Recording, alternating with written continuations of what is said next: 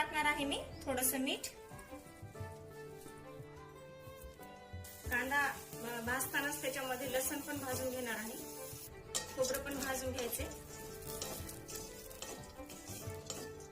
भाजीला घट्टपणा येण्यासाठी थोडेसे शेंगदाणे टाकणार आहे. आपलं वाटण तयार आहे.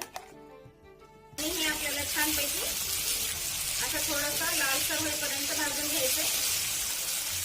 टाकणार आहे जिरं आणि कढीपत्ता. वाटण टाकणार आहे मसाल्याचं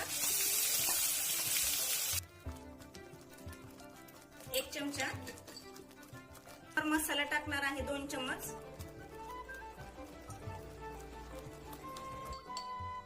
थोडीशी हळद टाकणार आहे. मीठ